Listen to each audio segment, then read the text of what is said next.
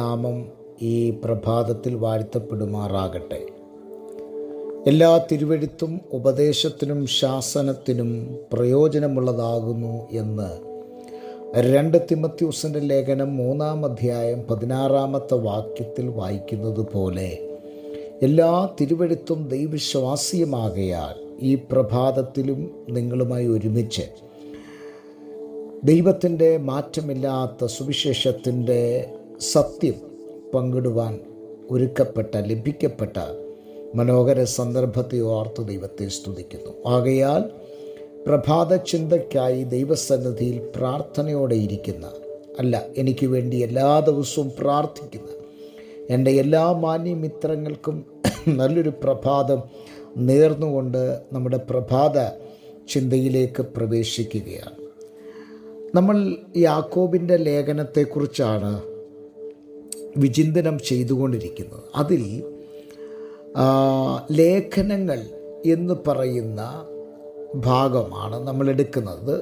കേവലം യാക്കോബിൻ്റെ ലേഖനം മാത്രമല്ല, അപ്പോസ്തലനായ പൗലോസ് എഴുതിയ ലേഖനം ഉൾപ്പെടെ യാക്കോബും യോഹന്നാനും പത്രോസും യൂദയും ഒക്കെ എഴുതിയ ലേഖനത്തിൻ്റെ ആധികാരികത, ആ ലേഖനങ്ങൾ എന്തിനാണ് നമുക്ക് തന്നത് എന്നുള്ളതാണ് നമ്മൾ ചിന്തിച്ചു കൊണ്ടിരിക്കുന്നത്. അതിൽ ഒന്നാമത്തെ പോയിൻ്റായിട്ട് ഞാൻ കഴിഞ്ഞ പ്രഭാതത്തിൽ പറഞ്ഞത്, അതായത് ശനിയാഴ്ച പ്രഭാതത്തിൽ പറഞ്ഞത് സഭയെ പഠിപ്പിക്കുവാൻ എന്നുള്ളതാണ്. രണ്ടാമത് ഇന്നത്തെ പ്രഭാതത്തിൽ നമ്മൾ ചിന്തിക്കുന്നത് സഭയിലെ പ്രശ്നങ്ങൾ കറക്ഷൻ ചെയ്യാൻ വേണ്ടിയിട്ടാണ്. കാരണം ആദിമസഭ ഉൾപ്പെടെ പെർഫെക്റ്റ് ആയിരുന്നില്ല എന്നുള്ളതാണ്. ഇന്നത്തെ പോലെ തന്നെ വഴക്കും പാപം തെറ്റായ ഉപദേശം എല്ലാം അന്നും ഉണ്ടായിരുന്നു എന്നുള്ളത് ലേഖനം വായിക്കുമ്പോൾ തന്നെ നമുക്ക് മനസ്സിലാക്കുവാൻ കഴിയും. അപ്പോൾ ഈ ലേഖനത്തിൽ കൂടെ നമുക്ക് ലഭിക്കപ്പെടുന്ന 1-2 കാര്യങ്ങൾ ഞാൻ പറയാം.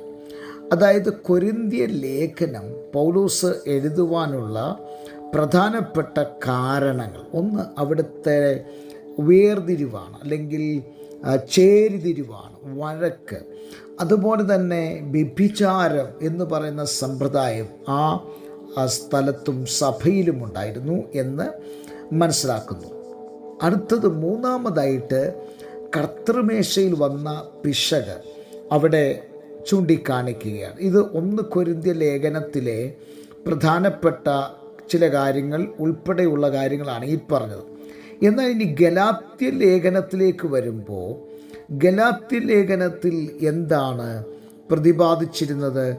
ഗലാത്യ ലേഖനത്തിൽ നാം വായിച്ച് പഠിക്കുമ്പോൾ അവിടെ കാണുന്നത് ന്യായപ്രമാണത്തിലേക്ക് മടങ്ങിപ്പോകുന്ന ഒരു കൂട്ടം ജനതയെ നമുക്ക് ഈ ഗലാത്യ ലേഖനത്തിൽ കാണുവാൻ കഴിയുന്നുണ്ട്. ന്യായപ്രമാണത്തിൻ്റെ ആചാരങ്ങളും ന്യായപ്രമാണത്തിൻ്റെ അനുഷ്ഠാനങ്ങളും പൗരോഹിത്യ ചിന്താഗതികളും എന്നു വേണ്ട ഇടകലർന്ന ഒരു ജീവിത ശൈലിയിലേക്ക് ഗലാത്യ സഭ മാറിപ്പോകുന്നു. അതുകൊണ്ട് ഗലാത്യ സഭയ്ക്ക് താക്കീത് നൽകുന്ന അനുഗ്രഹിക്കപ്പെട്ട ഒരു ലേഖനമാണ് ഗലാത്യ ലേഖനമെന്ന് പറഞ്ഞു. ഇനി നമുക്ക് 1-2 തെസ്സലോനിക്ക ലേഖനത്തിലേക്ക് വരാം. അവിടെ കർത്താവിൻ്റെ വരവിനെക്കുറിച്ച്, അതായത് സെക്കൻഡ് കമ്മിങ് ഓഫ് ക്രൈസ്റ്റ്, കർത്താവിൻ്റെ 2ാമത്തെ വരവിനെക്കുറിച്ചുള്ള ഒരു ആശയക്കുഴപ്പം അവിടെ നമുക്ക് കാണുവാനായിട്ട് കഴിയുന്നുണ്ട്.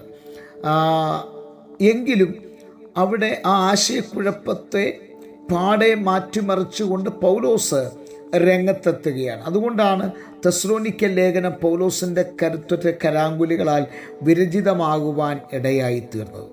ഇനി ഫിലിപ്പിയ ലേഖനത്തിലേക്ക് വന്നാൽ സ്ത്രീകൾ തമ്മിലുള്ള ഒരു വഴക്ക് നമുക്കവിടെ കാണുവാൻ കഴിയുന്നുണ്ട്. ഫിലിപ്പിയ ലേഖനം 4:2 നമുക്കത് ശ്രദ്ധിക്കുവാൻ കഴിയും. അപ്പോൾ ഇങ്ങനെ വ്യത്യസ്തമായ ആശയങ്ങൾ ദൈവസഭയ്ക്കകത്ത് നടന്നിരുന്നു എന്നുള്ളതാണ്.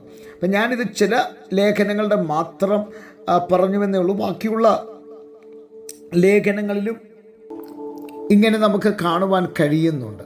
അപ്പം ഇങ്ങനെ ഓരോ ലേഖനങ്ങളും ദൈവസഭയ്ക്ക് സമ്മാനിച്ചത് സഭയിലെ പ്രശ്നങ്ങൾക്ക് പരിഹാരം വരുത്തുവാൻ വേണ്ടിയിട്ടാണ്. അത് വലിച്ചു നീട്ടി ഒരു വലിയ പ്രതിസന്ധിയിലേക്ക് കൊണ്ടുവരുവാനല്ല, മറിച്ച് ദൈവസഭയിലെ പ്രശ്നങ്ങൾ അത് അപ്പോസ്തലന്മാരോ അല്ലെങ്കിൽ അതിന് ഉത്തരവാദിത്തപ്പെട്ടവരോ തീർക്കുന്നതായിരിക്കും നല്ലത്. ഒരു കാരണവശാലും ദൈവസഭയിലെ ഒരു പ്രശ്നങ്ങളും പുറം ലോകം അറിയുവാൻ പാടുള്ളതല്ല. എന്നാൽ ദുഃഖത്തോടെ പറയട്ടെ, ഇന്ന് ദൈവസഭയിലെ ആർക്കെങ്കിലും ഒരു വീഴ്ച സംഭവിച്ചാൽ ദൈവസഭയിലെ ആൾക്കാർ തന്നെ അതിനെ പരസ്യകോലമാക്കുന്ന ഒരു തരത്തിലേക്ക്, ഒരു സമീപനത്തിലേക്ക് ഞാനും നിങ്ങളും എത്തപ്പെട്ട് നിൽക്കുകയാണ്. എന്നാൽ ഒരു കാര്യം ഞാനും നിങ്ങളും മനസ്സിലാക്കണം, ദൈവസഭയുടെ ഉത്തരവാദിത്തം എന്ന് പറയുന്നത് കർത്താവാണ്. പരിശുദ്ധാത്മാവാണ് നിൻ്റെ കാര്യസ്ഥൻ. അതുകൊണ്ട് ദൈവസഭയിൽ ഉണ്ടാകുന്ന പ്രയാസങ്ങൾക്കും പ്രതിസന്ധികൾക്കും പ്രശ്നങ്ങൾക്കും പരിഹാരകൻ കർത്താവായ യേശുക്രിസ്തുവാണ്. കാരണം തൻ്റെ രക്തത്താൽ സമ്പാദിക്കപ്പെട്ടതാണ് ദൈവസഭ എന്ന് പറയുന്നത്. ആ ദൈവസഭയ്ക്കകത്ത് ഇന്ന് ആർക്കും അഴിഞ്ഞാടുവാൻ ദൈവം അനുവാദം കൊടുത്തിട്ടില്ല. എന്നാൽ അതിനെ ചവിട്ടിക്കളയത്തക്ക നിലയിൽ അതിൻ്റെ വേലിയെ പൊളിച്ചു കളഞ്ഞിട്ട് ഇന്ന് ഭൗതികമായ ലോകം ഈ ദൈവസഭയിലേക്ക് കടന്നിട്ട് ദൈവസഭയുടെ ആത്മീയ മൂല്യങ്ങളെ കാറ്റിൽ പറത്തി ഇന്ന് ധർമാധിഷ്ഠിതമായിട്ടുള്ള വളരെ ഖേദകരമായിട്ടുള്ള കാര്യങ്ങൾ ദൈവസഭയ്ക്കകത്ത് അന്നും ഇന്നും നടമാടിക്കൊണ്ടിരിക്കുകയാണ്.